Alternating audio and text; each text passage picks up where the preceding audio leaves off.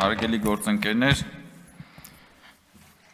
հանդիմությունը հերթական անգամ չի դավաճանում սեփական ինքնությանը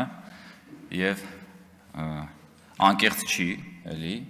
Ես հիշում եմ, երբ որ դուք նախագիծ էիք բերել Ղարաբաղի հարցով մշտական հանձնաժողով ստեղծելու մասին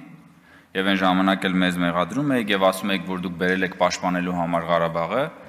հետո ինչ եղավ, հետո գնացին ձեր ներկայացուցիչները լուծարեցին Ղարաբաղը։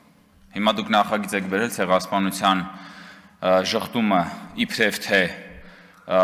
քրեականացնելու, պաշտպանելու մարդկանցից, ովքեր որ փորձում են ժխտել, եւ պարզ է, չէ, դու ձեր նպատակը էլի որն է։ Ինչ ենք մենք ասում, ինչ է ասել վարչապետը իր հայտնի ելույթում, ասել է, որ մենք պետք է ունենանք ինքնահայեցում, որ մենք պիտի նայենք անցյալի եւ հասկանանք ինչ է տեղի ունեցել մեզ հետ, եւ դրա նպատակը պիտի լինի այն, որ մենք ապագայում չկրկնենք այն սխալները, որոնք որ մեզ բերել են որոշակի աղետալի հանգրվան։ Առնվազն այդ սխալների մեր բաժինը, որևէ մեկը չի ասում, որ ամբողջ սխալները կամ ամբողջ մեղքը մեր վրա է եւ ամբողջ պատասխանատվությունը մեր վրա է։ Սա կոչվում է ինքնահայեցում։ Ինձ թվում է, որ ընդդիմության ինքնահայեցման ֆունկցիան ինչ-որ մեկը հեք է արել եւ կոտրել է, այսինքն եւ ձեր ինքնության մեջ այնտեղ ինքնահայեցումը չկա։ Դրա համար երբ որ ասում եք եկեք մի հատ ինքնահայեցվենք, դուք ասում եք մի րոպե, մեր ինքնությունը մեզանից ուզում են գողանան։ Հիմա ես ուզում եմ բերեմ մի հատ ուրիշ մարդու օրինակ, որը եւս կոչ էր անում ինքնահայեցման,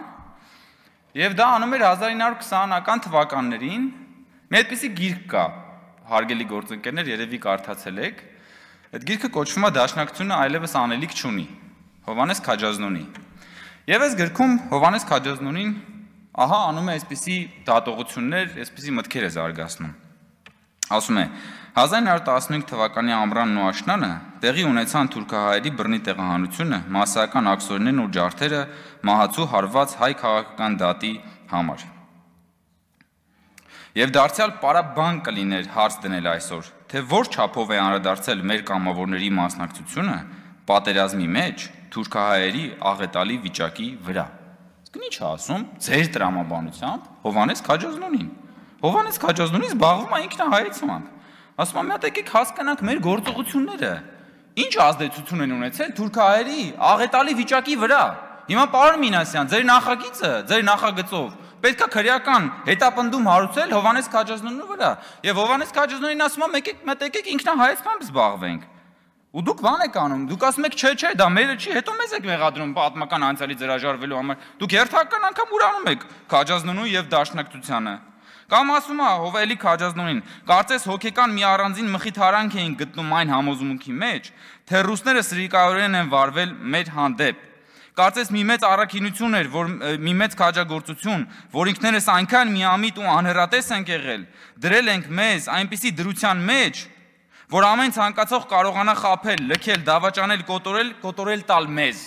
Ինչ է ասում Քաջազնոնին, ասում է եկեք հասկանանք ոնց է այդ աղետը մեր հետ տեղի ունեցել, որ հետո անկարծ այդ նույն աղետը մեր հետ տեղի չունենա,